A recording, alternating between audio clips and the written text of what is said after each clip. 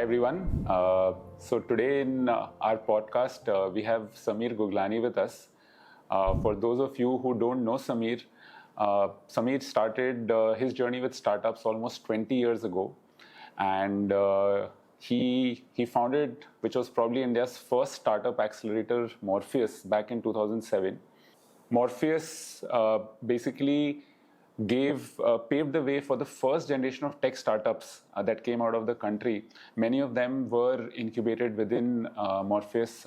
Some of the popular names I can think of are Practo, Common Floor, Plevo, HackerRank. Morpheus has had a very interesting journey, and that's what I wanted to talk about today. So Sameer, I remember when I was in college, I graduated in 2007, and I was at that point in time just completely obsessed with startups. And in 2008-9, I also dabbled with my own startup, and I remember reading blogs of Morpheus because I used to just love the authenticity and the purity that those articles had. Morpheus, of course, incubated 80 plus startups. Many of them went on to be very successful. I had met you then also with the context of my own startup. But what happened very interestingly in 2012, and I discovered this later, is I found out that you guys decided, the core team of Morpheus decided to put Morpheus at rest for some time, right? And that was interestingly also the time when startups, this entire startup ecosystem in India was exploding, right? The VCs were coming, there were unicorns that suddenly started to emerge, and it just like went through the roof. People started migrating en masse from the corporate world to the startup world. And before that, startups were not sexy, right? I remember like 2008-9, very few startups. Very few people talked about startups. I think Morpheus was one of the first ones to talk about it. So very curious that when actually the explosion of the ecosystem started to happen is when you and the Morpheus team, which was literally, for me, they were like the founding members of the startup ecosystem of the country, you decided to put it on pause and take a long break from the startup ecosystem. So what happened there? So I think when I look at hindsight, see, we started our own startup. So me and my partner Nandini, who's also my life partner, we started our first startup almost 2004 end. And we call it a startup right now. And that time that mindset was not there. You thought it's a business, right? So very first principle based process of building businesses which actually have something of value to give to the customer.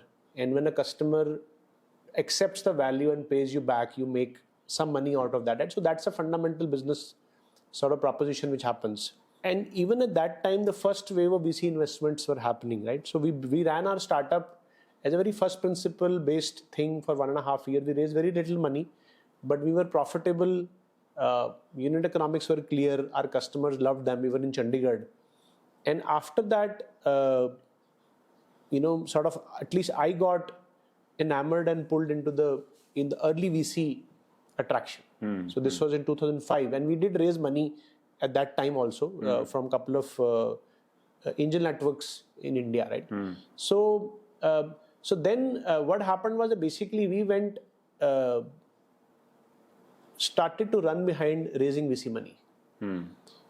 And at that time, of course, we did not know what happened, but so basically, it was a natural consequence. That was our attention went to impress the VC ecosystem. And we met the VC ecosystem, and then they would give us certain ideas about what would be nice to see in our business, which will make it attractive to them. Right? And we implemented many of those things. And we were obviously new and naive at that time. And actually what happened was that led to a much higher burn rate on one side. Also, it led to a culture shift, which means we were no longer customer experience and cost focused. We were somehow trying to get bigger numbers faster, right? And we started to also add people to our team whose resumes looks good. When you go to a VC fund, say, here are the leaders which we have had, right?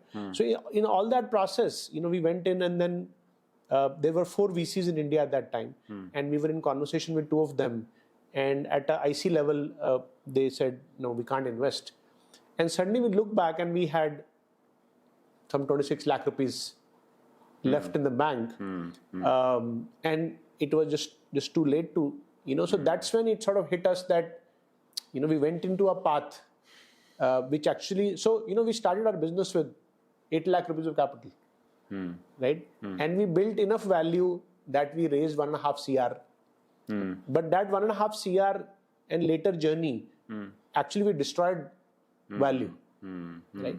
So suddenly we had no option but to either shut down the business or, we had an acquisition offer, which was nothing attractive basically. It's sort of a very low offer, more of an acqui-hire offer.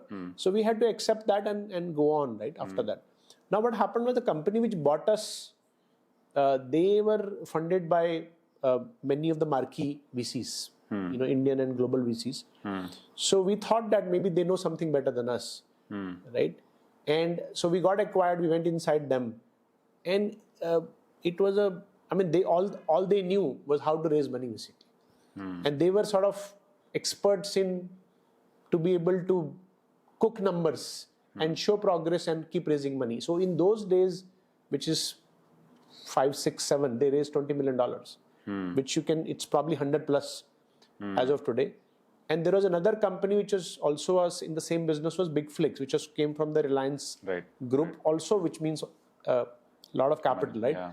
So we got acquired by one company, and as we went inside, we realized that they had no interest or no clue about actually running a business which cares about customers, which cares about culture, which cares about preservation of money and wealth, right? It was all about burning and raising valuation. So that company actually obviously shuttered down at some point. Big Flix also went away. Yeah. You see? So basically then we realized that if we had just continued to grow slowly and not ran behind any big money, and our business, by the way, was basically this whole category was Netflix business. So we used to live in the US. DVD delivery business used to be there, Netflix. We were inspired and started the same business. Today, I personally feel confident if we had not lost our path, we would have built a Netflix equivalent, right? Yeah. So when we after we got acquired and we started Morpheus, so that was our background, right? So we had learned we had destroyed our own company basically, right? So in a way, we were trying to help people not do the same thing. Right? So we related a lot more to building a real business which has a real problem solving for the customer, and taking care of your employees, taking care of your customer, making money. And 2008, when we started, the ecosystem, as you said, had no money basically, right? So it was a natural course of action. To whatever capital you have, you use it sort of very cautiously, and you build value for your customers. You take care of your team members. Right. But it was all because of lack of money, basically. The moment money showed up, all founders en masse migrated towards that culture where all you do is, so basically the whole KPI or the metric of the ecosystem became capital raising. Right? So now if you look at a business, there is so many important aspects. Capital raising is an important aspect. But if that's the only thing you care about, then you don't care about anything else. Right. Your culture of your company can become toxic. Right. The founder themselves are living with those toxins, right? Yeah. So while there was a capital explosion, a startup explosion, which is absolutely right, I guess we were just not able to relate to that thing, basically. I'm not saying that is wrong and what we thought was right, but it's just that we found it very hard to adjust to that mindset of a business which wants to sort of grow very fast, sort of a shortcut for us, instead of building everything very deeply and taking time, making it perfectly, right? So to us, it felt very soulless. And at that time, we were also the number one accelerator in the country. So we used to get a lot of application, but everybody wanted this. We were seen as a shortcut to success, right? We didn't want to become that. Right? So that is where sort of a disenchantment, dissatisfaction sort of started to creep in. Right. Personally. Another thing which happened, which sort of enabled this, was that in 2012 was also the time, sort of serendipitously, me and Nandini, and by the time we had a third co-founder, Sarvjit, we all sort of stumbled into a journey of inner self-discovery, right? Where, the fundamental thing is about growth of awareness and consciousness. So you suddenly begin to see more zoomed out picture, right? So when we became more aware, that's when this whole picture sort of became clear to me, because otherwise we were just very narrowly focused on our own portfolio, we never saw the bigger picture basically. But this allowed us, and we just didn't feel that we belong here. So then, and this happened in between 12 and 13.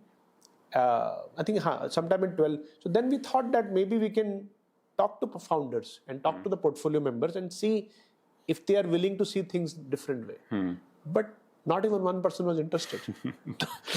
not even our own portfolio founders, So then we realized that, if that's what they wish to do, they should be able to do that. But if I don't want to do that, so I should have a choice to basically walk away. Right? So I think for us, that was the priority. It was very clear that we cannot be part of this kind of ecosystem which just runs after money, right? So it was a very internal sort of decision which we did. And I remember, when we did it, it was a shock to many people. Many of the sort of well-known people in the ecosystem were also good friends to us. They called us. What can we? Like I remember one of the guys, he called me. He said, "Now you have trained the national team. Now the time is to come to go to Olympics. And now you are sort of backing off. What can I do to make you stay?" So when I tried to explain in my point of view, it didn't register basically. So we said that's okay basically. So for us, also the inner journey which I had started, it has a rule basically that you got to make sure that whatever you do in life leads to growth of your consciousness. And once you become aware enough, you can see that what part of your life is helping you grow and what is shrink. So I constantly felt shrunk whenever I was in the startup interactions. That was my first indication, and then I looked into it actually. Why am I feeling shrunk?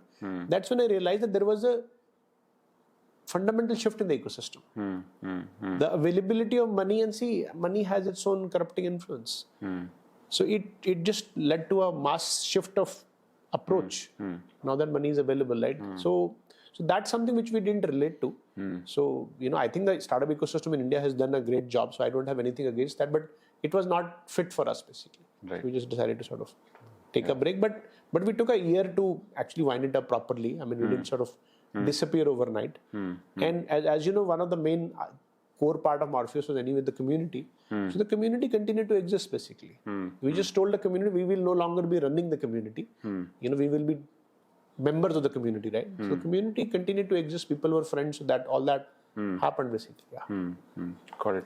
So I think this definitely leads me to a few questions. Yeah. Of course, in 2020, Morpheus was started in a new avatar, which is Supermorpheus, and I definitely want to talk more about what's different there. But first, because you talked about money and wealth and how it had a corrupting influence also. But I'm guessing we are also not saying that the power of money is bad or evil, right? Like No. Capital is important. Startups need to raise it. Absolutely. So if I'm a startup founder, right, and this question I'm sure this is a question that many founders have, right? Like, should I raise VC capital? Should I raise angel capital? Should I raise capital at all or not? Should I make it bootstrap?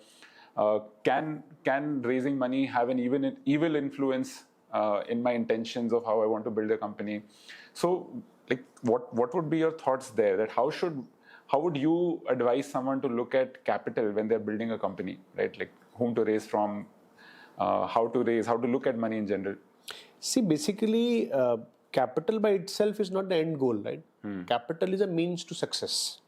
So one can easily assume that a founder who starts a company or a set of founders, they do want to be sort of successful in that process, right? Now, when you want to, and that's something you can see, let's say it's sort of X distance away from you. And to make that happen, capital is one of the means. So the question really becomes that and there are all kind of shortcuts available. See, whenever, even if you are doing anything else in life, whatever, you want to learn a subject or become master of a subject, right? There are always shortcuts available. So if a person is not truly committed to the process, because you see, I'm standing here, I can see success. And then I see that if I can raise money, I can get to my success faster. Right? So that intention because if you take a shortcut, you will have to drop the quality of the process itself. Right? So, if let's say there is a certain criteria to raise money, which is to have a certain amount of revenue or a certain amount of customers, right? So one way to get a customer is actually work hard, give value to the customer, and let that lead you to grow. Right. Second way is somehow try to artificially stimulate that process.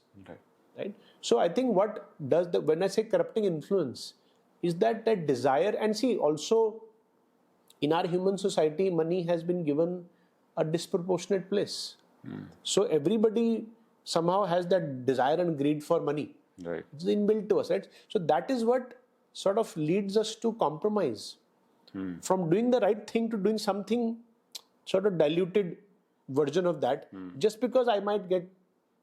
I mean, just to give you an example, in the company which acquired us, okay, so so basically, see, we were a subscription business, which means a customer pays you money to say, I will pay 500 rupees every month to get DVDs from you. Now, in our own startup in Madhouse, we had 3 status: active customer, a pause customer, which means, let's say your children have an exam for next 1 month, so you say, we don't want movies in our home, we'll reactivate it, or we are traveling. Third was cancelled customer. So when you look at the total base, there is 3 split. Right. In this company which bought us, in their software system, there was no cancelled only. Okay. You see, once you became a customer, even if you called to say, I want to cancel my subscription, they would never update the system. So they will simply say that this person hasn't paid. So their outstanding money was always high. But when you look at the subscriber number, so it's an inaccurate number. Why are they not doing the right thing? Because they know that bigger number, bigger money. Metrics dikhana hai. They had, so in our system, so we had customer care, right? So if you call and say, I want to cancel, the customer care person will actually change your status to say this person wants to cancel, which means he should receive a sort of a retention call. They had no such system. So if you call them, the customer care guy has nowhere to make a note of it, which means you will never get a cancellation call, which means customer used to get so upset because they never returned the people's money, right? For one. Second was that when in the DVD world, the new movies in theatre are not available on DVDs immediately. There is a certain window for theatrical release and the DVD release. So now customers are always interested in new movies. But we are original movie business, DVD business. We can't give the new movie. So now when you go to make a sales, you talk to a customer, you say, will you give us new movies? So the sales staff used to say yes. Whatever movie you want, we'll give you. So now you have promised the customers all kind of wrong things, which you can't deliver. Why? Because you just want to meet your target of sales and be done with it, right? So now you see, these are shortcuts basically, which you can take in the short run. It will make you look good and you can raise more money. But in the long run, you're not building something right. So this is what I mean by the corrupting influence, right? To some degree, it happened to us also. When we want to raise a VC money, but not of this kind basically, where we are outrightly sort of fudging numbers or, doing things of that kind basically, right? So that, another incident which happened at that time. So this company, when they launched after us in Bangalore, and they launched and they announced in a month we have 5,000 customers. We had few hundred customers. So now we asked Nandini's parents to become member. They live in Bangalore. So they became members. So now delivery boy used to come home. So they are nice people. They used to ask him to sit and have some coffee. And ask him, how many deliveries do you per day? I do 10 deliveries. How many people are like there in your team? I have 15 people. So if you multiply the two, you'll see 500 is the number. But the narrative with the PR release and everything is we have 5,000 customers, right? So basically, now the idea could be that if a new customer feels we have 5,000 customers, they will join us. I understand that. But corruption has set in basically. So that's what I mean, that basically there is always this choice to make. That am I going to be with the truth? Am I going to be the right? That's an internal choice. People have to make basically. I mean, my experience, I think false narrative sooner or later does catch up with you, right? Like, you can do it for now, but it will eventually catch up with you and take you nowhere. Yeah, see, basically it has a variety of it, because there are narratives which are totally false or majorly false. So they obviously fall apart faster. Right. But there are companies which are very big. Their narrative is still going on. Right. But it has some level of falsity in it. But it's not as much that it will simply collapse, basically. Right. So, yeah, but again, it depends upon the person, right? So, as an individual or as a team, are you okay with that, right? Are you willing to take the shortcut? And we have this famous example of Steve Jobs, who had a certain principle or a mindset of what kind of products he wants to make, and quality for him was such a paramount thing, right? And because you make a high quality product, and it costs high, right? So which means your pricing is sort of prohibitive, and he wanted a product which will enable creativity of people, right? So which meant Apple was much more expensive than Microsoft, right? And Microsoft was okay to do whatever it takes to just increase numbers. Right. Now, the board of Apple wanted Apple to grow like Microsoft, and he refused. I mean, he agreed to be fired from his own company, but not compromise on quality, right? And even when they brought him back, right? Basically, you see, Apple was a fringe company, whose laptops are only bought by designers, editors, and things like that, right? For a long, but no compromise on quality. And the reason they could continue to exist was because even for whatever market they have, their economics was solid, basically, that they made money. So they continued like that, and today it's one of the most valuable companies on earth. So I think, founders need to be clear about what do they want from the business. Are you doing business just because you want to fulfill a personal ambition of becoming rich and popular and famous, and it doesn't matter to you how do you achieve that? Or you want to achieve something, but it also matters how do you do that? So that how becomes very important, and it can't be just sort of corrupted, basically. In the recent past, we've had quite a few examples in the Indian startup ecosystems where massive narratives were created of success and whatnot, and then we saw some of these companies completely dissolve into dust or like substantially. But I just want to make one correction that it is a global phenomenon, by the way. In fact, this whole thing, everything, the source of it is all the Valley system, basically. There are way more large startups get funded and collapse in the Western market than in India. So it's the same human nature operating in both sides, basically. I don't know if you know about this Bird Scooter was there in between. One became a unicorn and then just kind of lost everything. So this is happening in all active ecosystems, that basically people are just running behind this fast. See, again, I want to say that I am not against any of that. I'm just saying that I personally do not relate to that, and our team does not relate to that. So we want to think of building startups in a different way, basically. Startups are important, businesses are important, wealth is important, but how do you do it and what impact does it have is also important, basically. And I think that's where one of the mindset, I think what happens, see, anybody who does anything, create something, as difficult as a startup, then you need to have an immense drive for that. So the drive can be seen in two ways. One is a sort of what we call an ego-oriented drive. So ego is this strong sense of me, myself. So when you have an ego drive, so the whole drive is about how can I become, the whole end game is the expansion of my ego territory. Right? But there is another sort of drive which also is there, that I want to build something powerful, but to me, the whole journey is collective, basically. It's a collective progress, which is my way.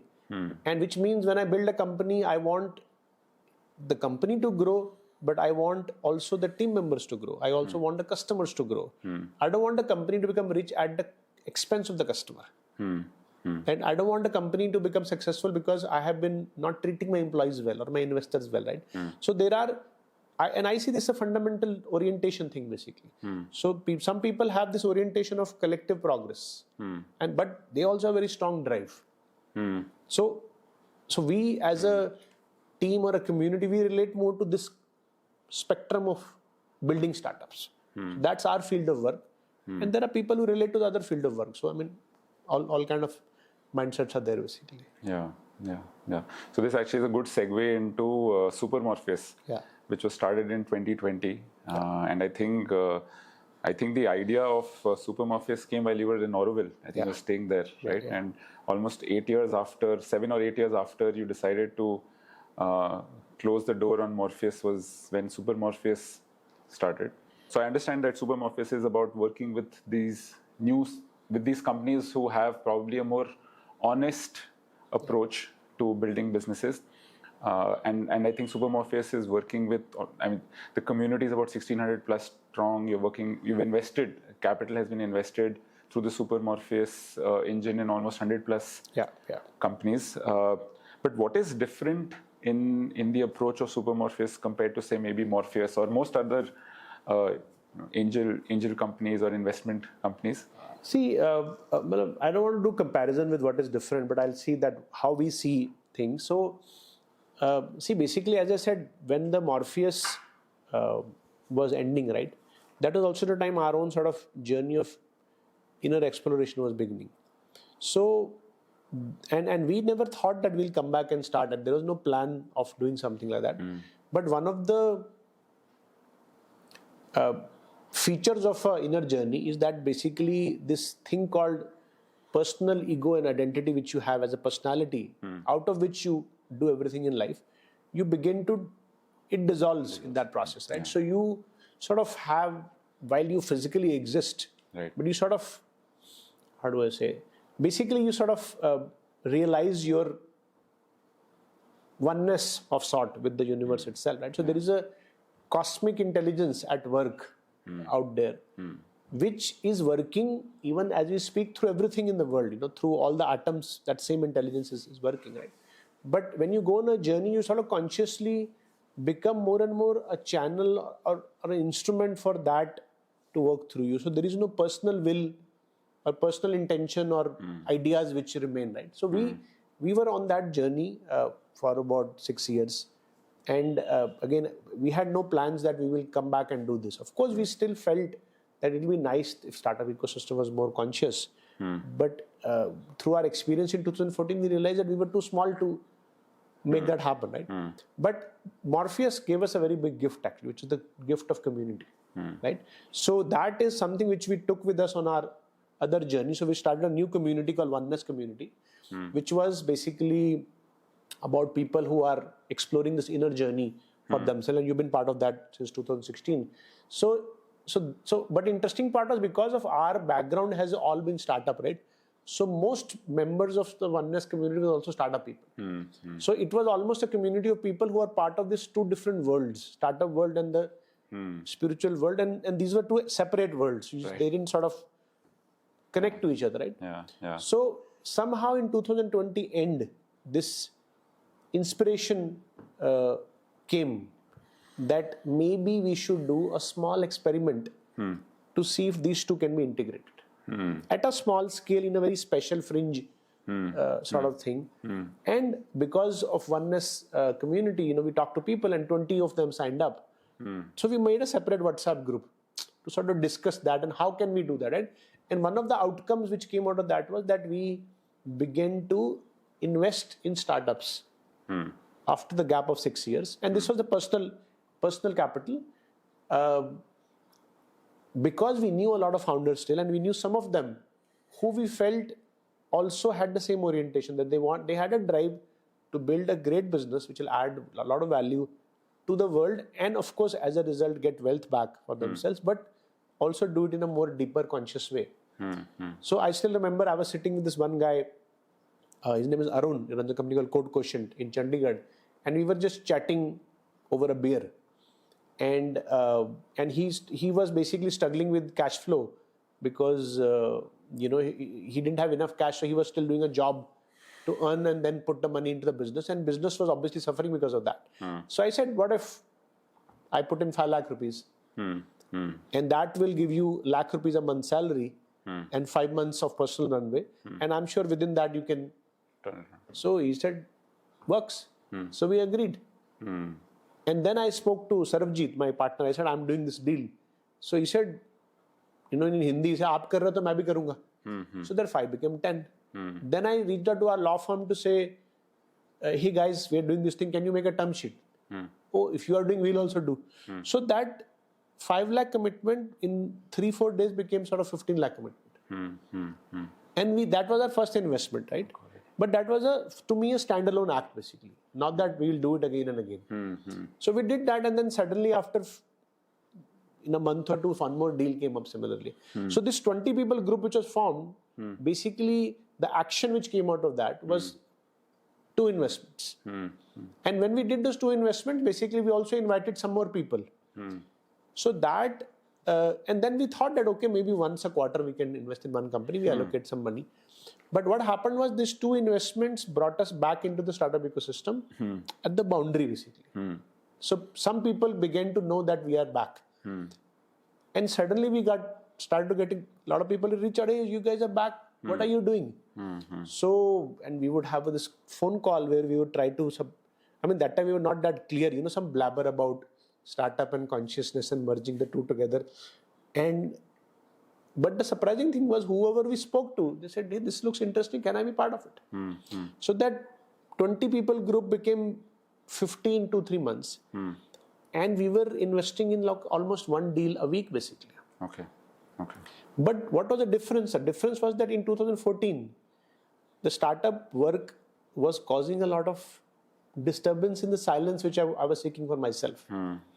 So I had to walk away basically. Right? Now suddenly startups came back in my life or in our life, but there was no disturbance. Now I don't know what are the factors. Of course, I am not the same person anymore. So I have grown in my own silence or whatever, maturity.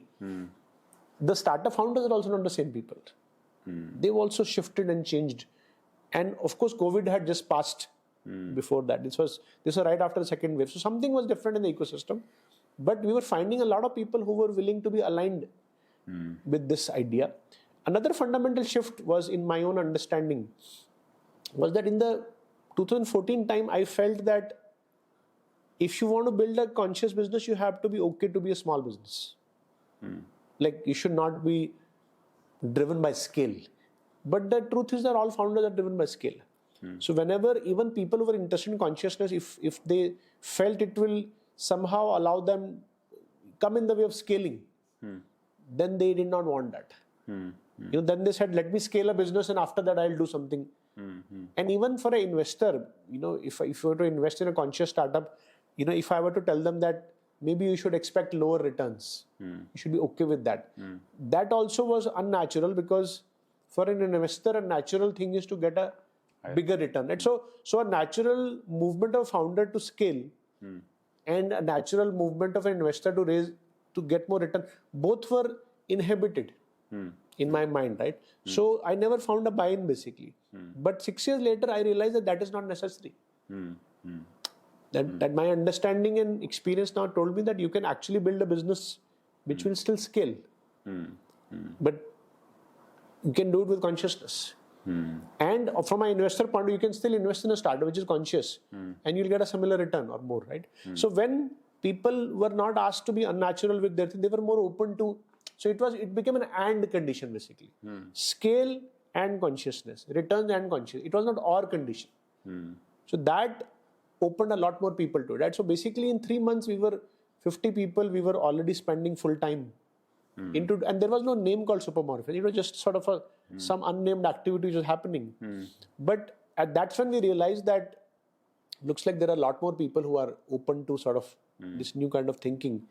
And we have been sort of invited back by the universe by itself, right? And I've always loved startups. Almost all my career has been with startups since 2000, right? So, and I also love this consciousness part, right? So if I get an opportunity to bring the 2 together, what more can I ask for, right? So that was a very sort of natural thing. So in that early team which we was doing, we had 5-6 people who were at the core of it. So we all sort of then discussed and decided to start. And the name was the easiest part. Primarily because what happened was when I spoke, a lot of the new people who came back to work with us in this time were all all Morpheus gang founders basically, right? And I could see each one of them had grown so much basically. Because I probably met them last in 2014. So everybody had sort of really grown up, right? So, and these were the people who are going to be now the core founders of the next thing, right?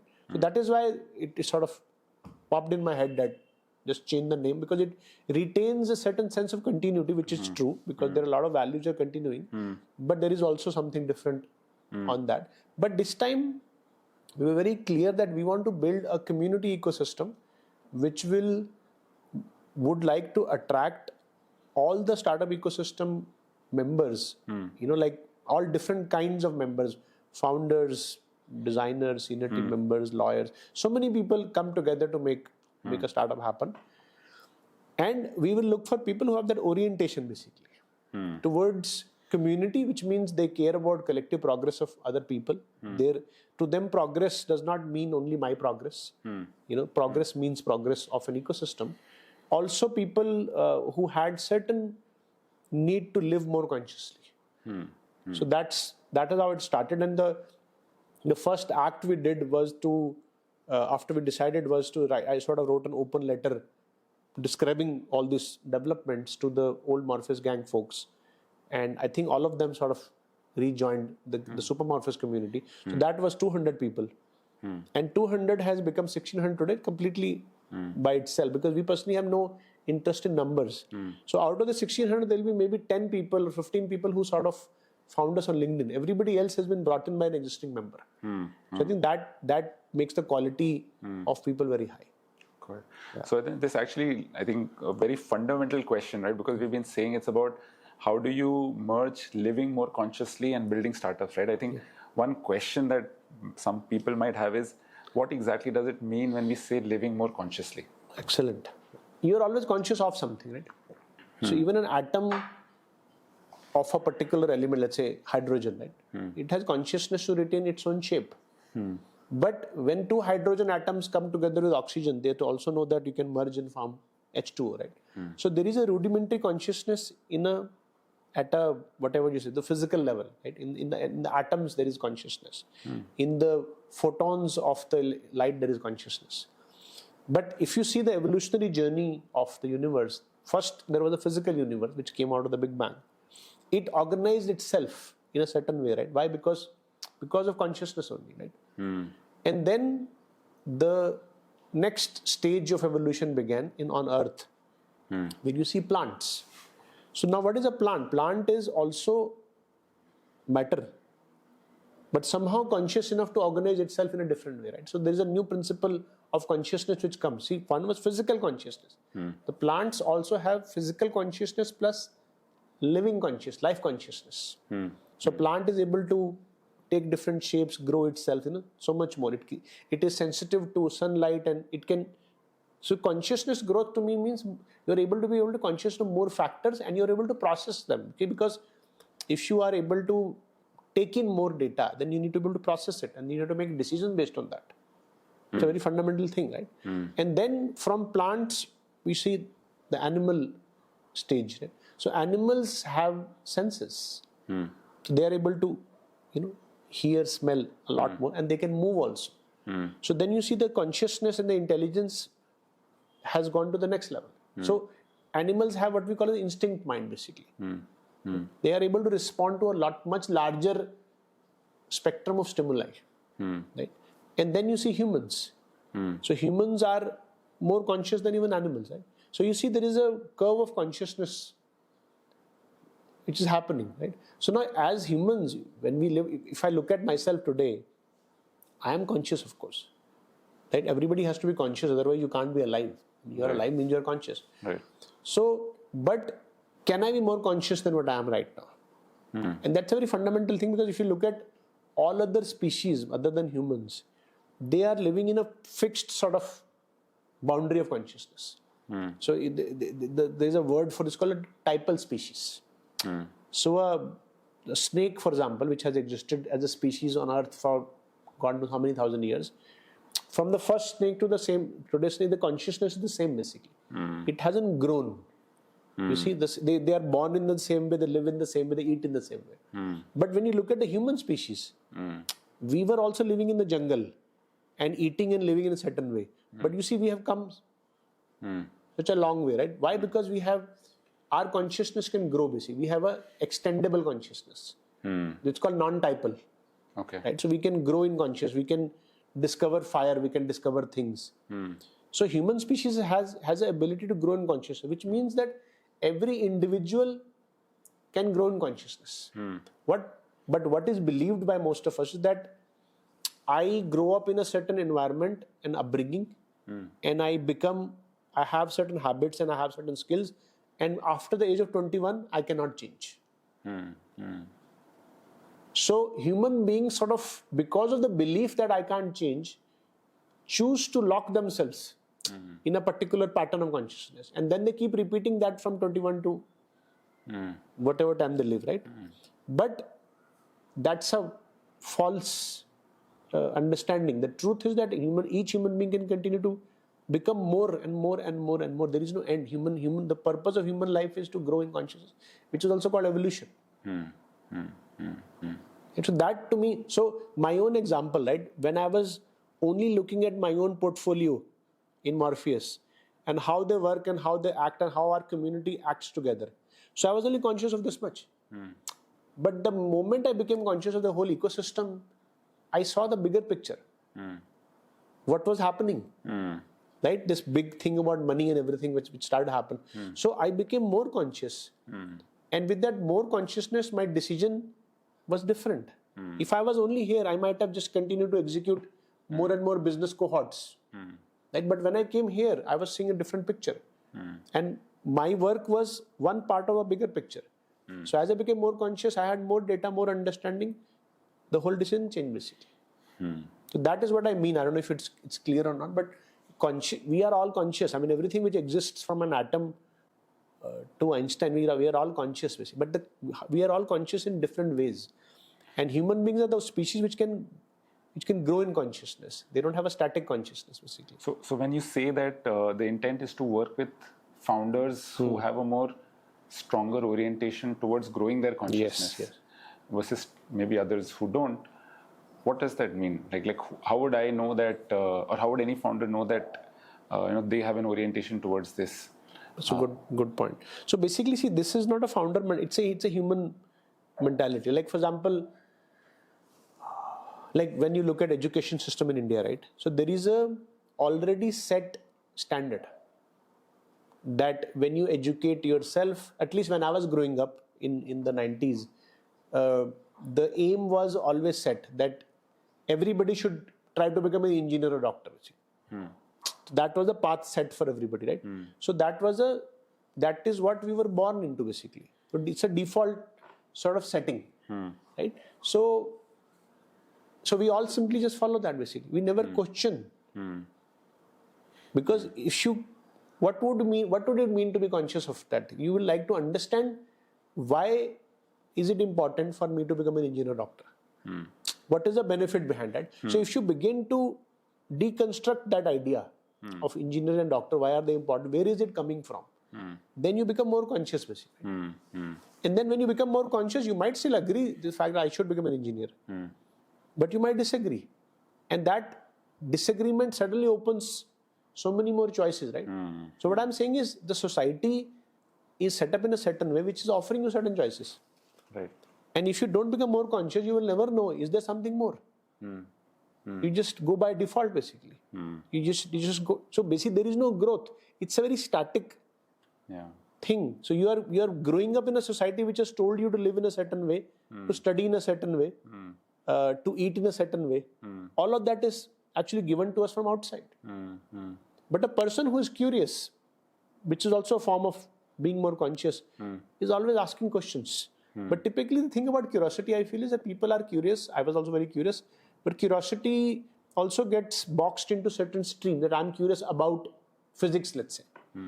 But consciousness, being more conscious is not limited to a field. When I want to be more conscious, I want to be more conscious about everything in my life, basically. And so when you look at that, then you might realize that some of the basic assumptions I don't agree with. The way the world is doing things. So when anybody decides to do a startup, right? Then they come into the startup narrative, and there is a standard, like, I mean, the only thing which matters is to become a unicorn. Right? That's I was asked to be a mentor last 2 years back for one of the international accelerators cohort in Berlin. And I was invited to a early demo session, and then I had to fill my feedback. So the form which I got, the first question on that was that, do you think the startup will become a unicorn? That's the first. So you see, so that accelerator is a starting point for a person in Berlin or Europe to start their journey. So the moment they enter, that's what they're feeding basically. That the only goal is a unicorn. Everything else is a failure.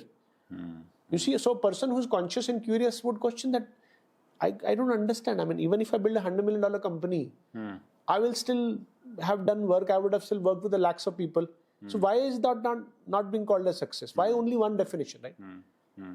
And then the next question was, if you don't think they can become a unicorn, what would you suggest them to become a unicorn, right?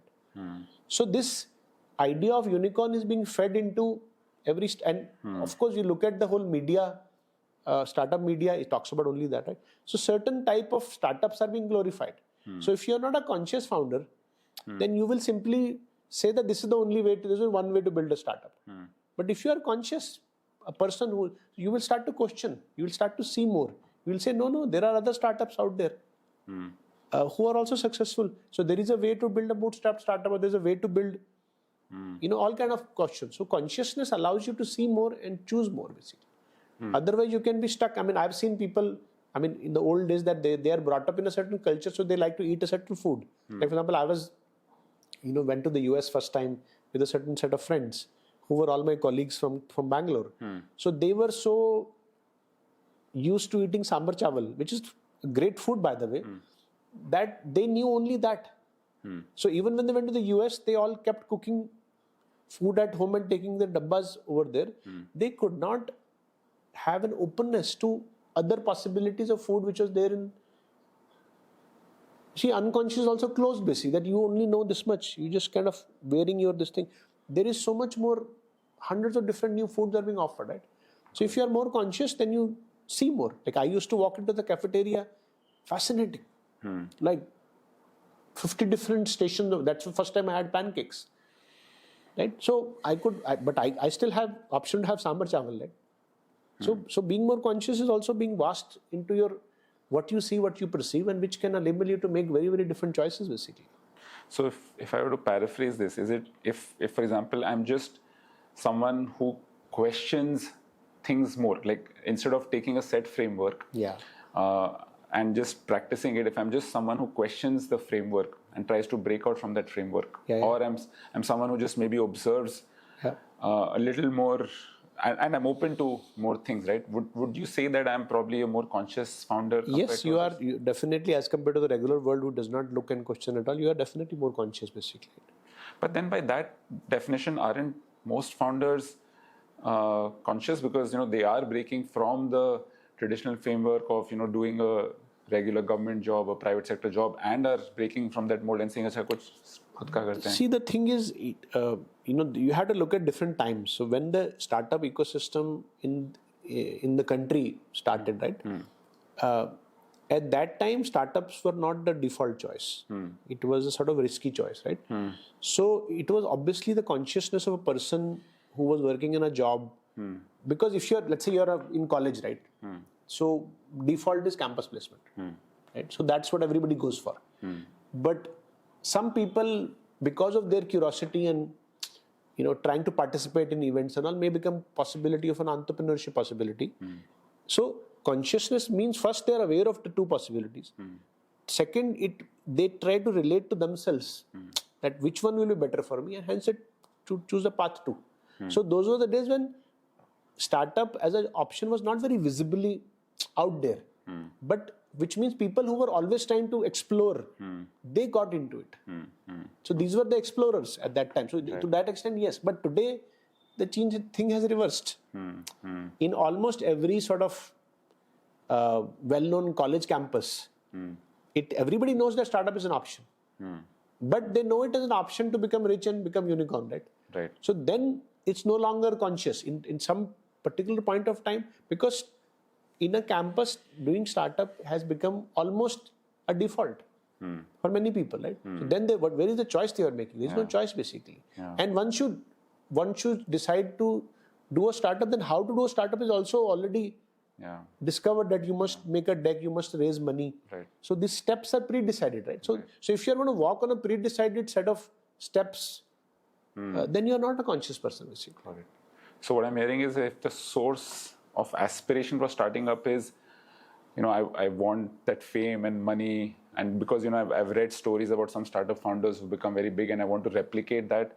Then we wouldn't call that necessarily a more conscious way of starting up, but someone who gets into it because he is in love with building something, creating something, and from maybe first principles, right? And maybe not trying to fit himself into an existing framework of how to build a product or build a company.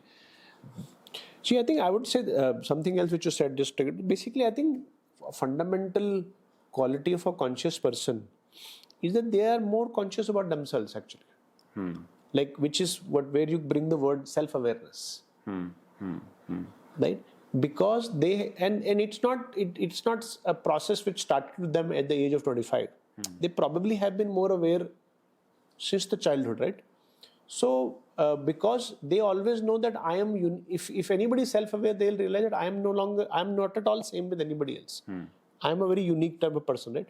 So such people are never going to get into a default path, basically.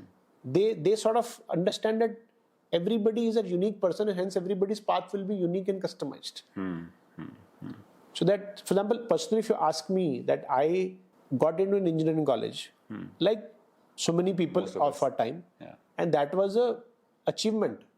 In a good engineering college, it was an achievement. But without knowing that, but I was more sensitive and aware. Right. So 2 weeks into my college, I realized that I was not happy. मतलब हिंदी में मजा नहीं आ रहा था मतलब because all my life I had good time, so I felt a downgrade in my quality of life. Right. So that itself is self-awareness, right?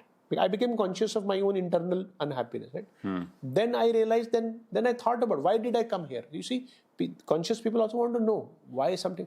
So then I realized that I never really particularly had a career sort of orientation. So I just went with the flow. And because I never looked for alternative careers, I ended up, and my parents only told us about to engineering and so then I said, okay, that's my problem actually. If I never looked around for what will be suitable for me, then I deserve the default. But I said maybe I can still change. So then I began to sort of review my own personality to say, who am I? What do I like to do more? And I came up with this understanding that I would probably be better suited, more happy in a creative line of career as compared to analytical line of career. And then I said, okay, what should I do within the creative career? So then at that time, fashion design appealed to me. And then I went and I found some colleges I could apply to. Okay. And I went to my parents after my first year, I said, I would like to quit and change because I'm not happy. They didn't get it basically. They said, what do you mean by that, right? So, I mean, I was also young at that time. So since they did not agree, and so I came back to college. They said, finish the college and do whatever else you want to do. Right. So I would call this a process of consciousness, basically. But it started with me being conscious of my unhappiness. Right. And then that thread was basically sort of carried over over a period of time. Right. So that is, but most of my friends who were there, it's not that all of them were suited for that college. But how many, there were a few actually, who did realize and tried to quit the college. So similar thing happens in corporate. You after college you are 100% in corporate. It's a machine basically. It consumes you. But like one of my friend, he said, he would, whenever he would give a new idea to his boss, the boss will say, your job is not to give ideas. Your job is to only do what I'm telling you to do. So he became conscious that he was not happy in such a setup. Because his idea was not valued, right? And hence he took a decision to leave his job and become an entrepreneur. So it's a more of an internal awareness and consciousness. Other parties that you look at, okay, what is the best option out there? And let me sort of force myself to become to that path so that I can be judged as a successful person by the society, by their standards. Not by my own sort of internal standards. So that is also, consciousness is very important. It starts with being conscious of one's own self. Am I happy or not? What would I enjoy doing? And then from there you can grow out. See, one of the things we think about is business is part of human society, right? And if we go by what we have discussed, the purpose of human society is to evolve basically. right? So every component of human society should contribute towards evolution. But if you look at the capitalistic business today, it thrives on uniformity, right? And uniformity helps you control, right? So that is why we live in a world today where various countries you go to, you can't make a difference between people. They're all wearing jeans, they're all wearing t-shirt, they're all drinking coffee, they're all drinking Coke, right? So now, in the current paradigm of business, uniformity is good for the business people because they can sell the same product to so many people. But then uniformity has to be encouraged through uniformity of education, uniformity of media, right? So which means a business, so this is anti-evolution actually. Uniformity and control go against evolution. So which means if I build a business which is going to continue to strengthen the trend of uniformity, actually I am anti-evolutionary, which I will never know until I am more conscious and I look at it, at a more sort of higher level. It's a choice for a person to make, but if you are more conscious, you know exactly what you are doing to yourself, what you are doing to the world, and are you okay with that? Good. So on that note, Sameer, I think we have gone like fairly deep into consciousness, and definitely opens up some of my thinking. So maybe we'll wrap up the first episode with that thought. Yeah. And in the next episode, maybe go a little deeper into understanding consciousness. Sure. Yeah. Thank you. So thank you everyone for joining for our first episode. Thank you.